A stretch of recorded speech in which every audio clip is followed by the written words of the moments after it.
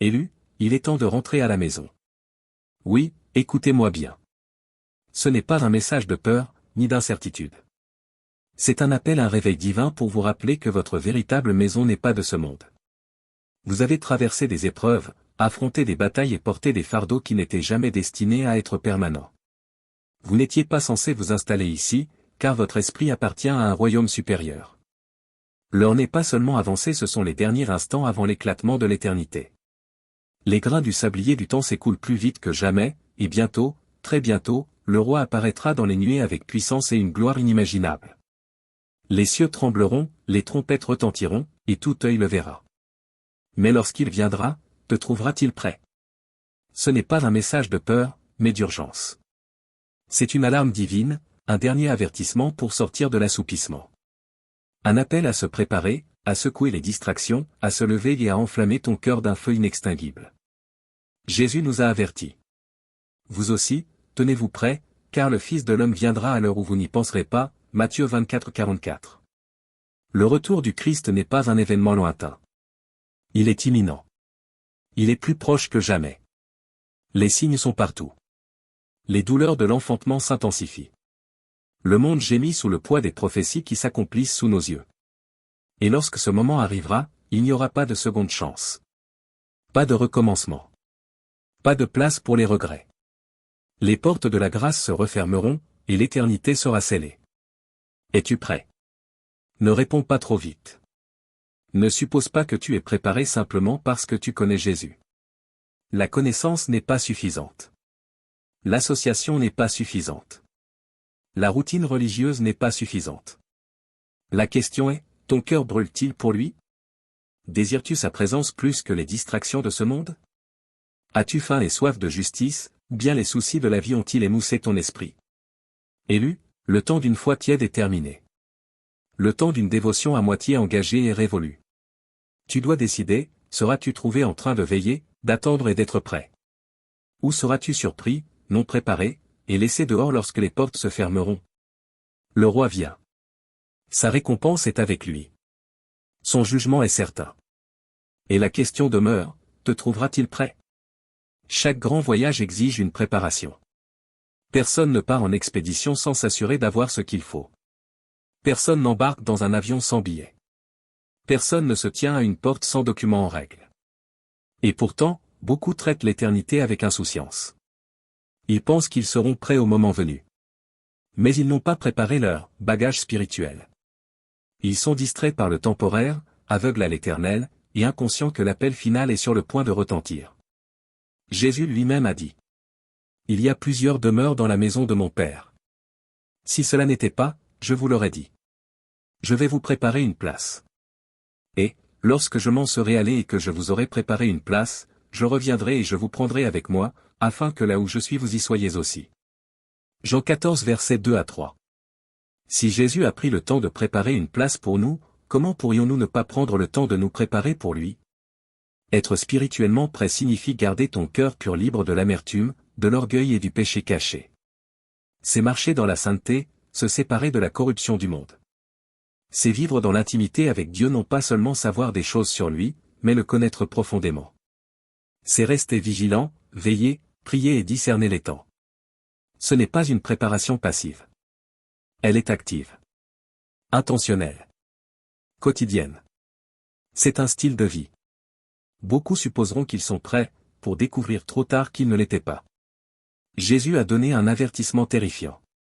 Ceux qui me disent, Seigneur, Seigneur, n'entreront pas tous dans le royaume des cieux, mais celui-là seul qui fait la volonté de mon Père qui est dans les cieux. Matthieu 7 verset 21. As-tu entendu cela? Tous ceux qui disent, Seigneur, n'entreront pas. Cela signifie qu'il y aura des personnes qui croyaient être sauvées, qui croyaient être prêtes mais ne l'étaient pas. Ils avaient la religion, mais pas la relation. Ils avaient la connaissance, mais pas l'obéissance. Ils avaient les mots, mais pas la soumission. Que cela te secoue. Que cela t'éveille. Que cela te pousse à examiner ton cœur avec crainte et tremblement.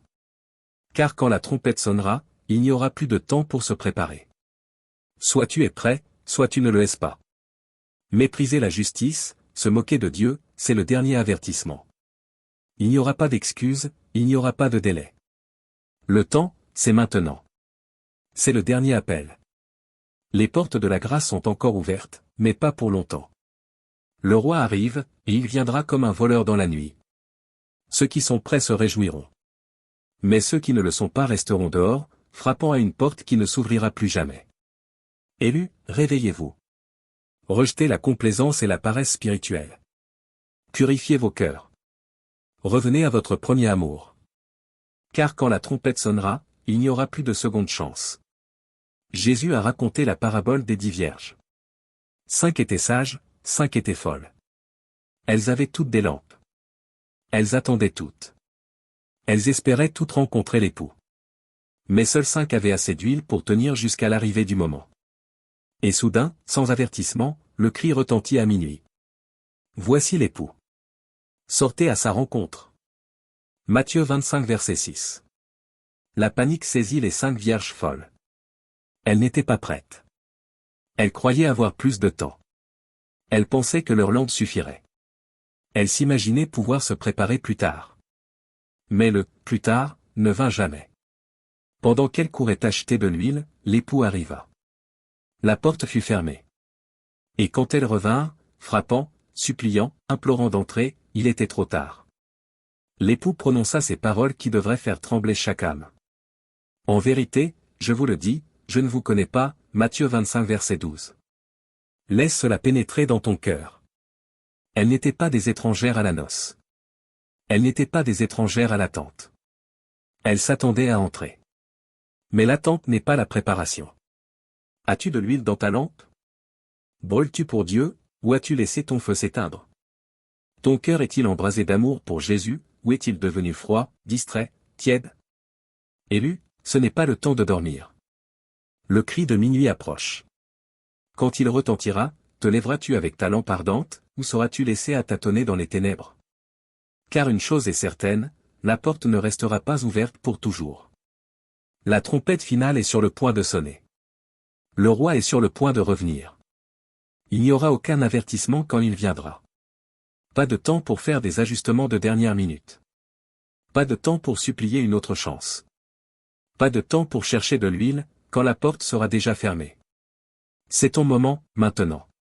Choisis d'être prêt. S'il y a du péché dans ta vie, repentez-vous. Le temps s'épuise.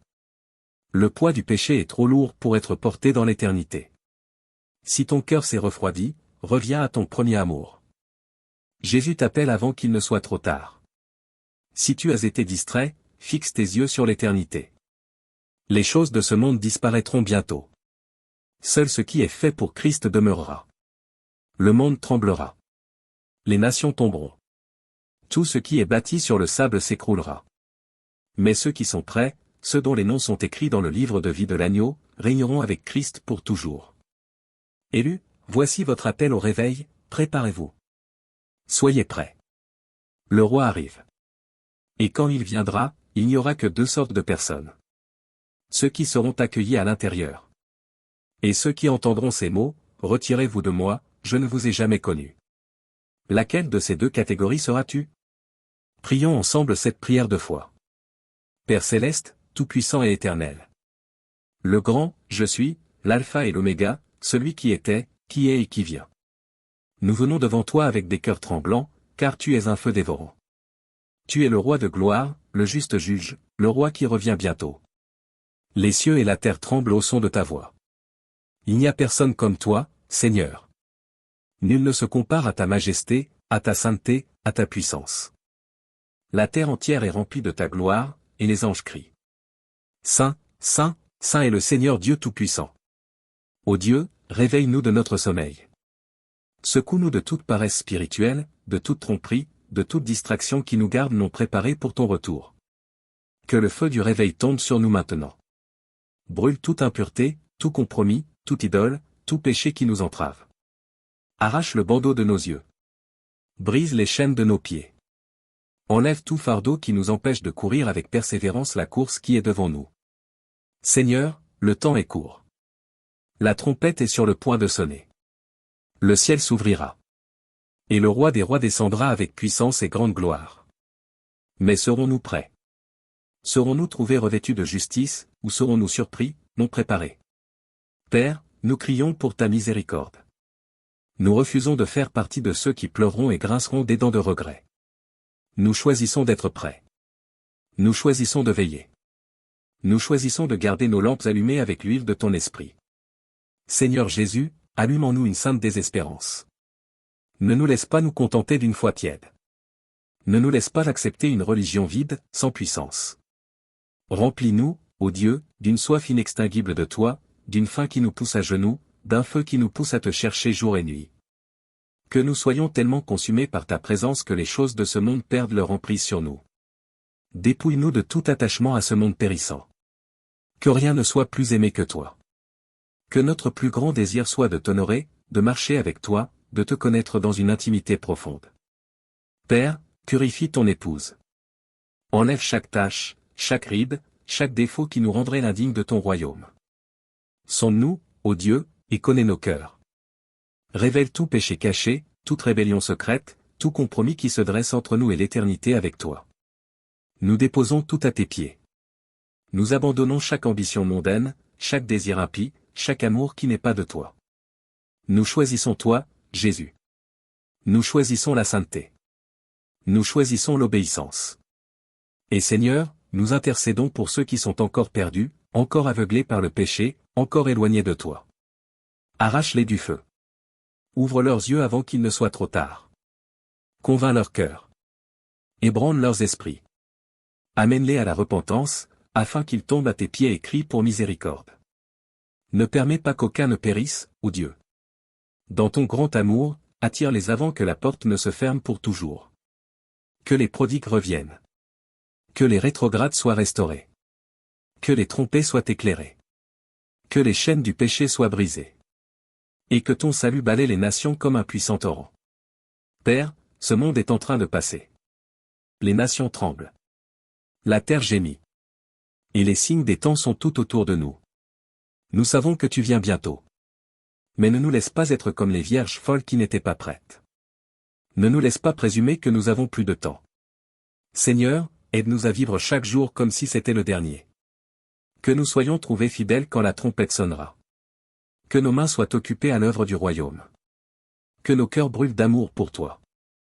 Que nos pieds courent dans l'obéissance à ta volonté. Et Père, nous t'élevons chaque personne qui s'abonnera, qui aimera et partagera ce message. Que ta faveur divine repose sur eux.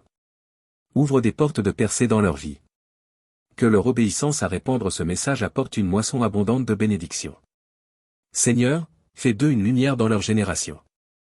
Utilise-les pour répandre le feu du réveil, pour réveiller ceux qui dorment, pour rappeler les perdus à la maison.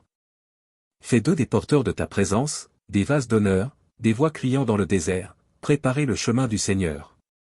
Ô Dieu, rends-nous prêts. Que nos noms soient écrits dans le livre de vie. Que nos cœurs brûlent d'amour pour toi jusqu'à la fin. Et quand la trompette finale retentira.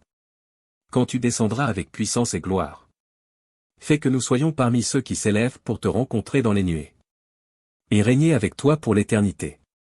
Père, nous crions. Qu'on nous trouve fidèles. Qu'on nous trouve prêts. Dignes, que nous soyons comptés parmi ceux à qui tu diras. Bien, bon et fidèle serviteur, entre dans la joie de ton Seigneur. Nous déclarons qu'aucune arme forgée contre nous ne prospérera. Qu'aucun plan de l'ennemi ne prévaudra. Nous sommes plus que vainqueurs par Christ qui nous aime. Nous tenons ferme, et dans la victoire nous marchons en avant par la foi. Nous triomphons par le sang de l'agneau et par la parole de notre témoignage. Et Seigneur, que cette prière atteigne les extrémités de la terre. Qu'elle touche les cœurs. Qu'elle ranime les âmes. Qu'elle réveille les nations. Que ce soit un cri qui ébranle les cieux et qui mette en mouvement ta main. Que cette génération soit celle qui recherche ta face. Qui marche dans la sainteté. Qui prépare le chemin de ton retour. Nous scellons cette prière dans le nom puissant, incomparable et glorieux de Jésus-Christ. Notre Roi qui revient bientôt. Amen et Amen.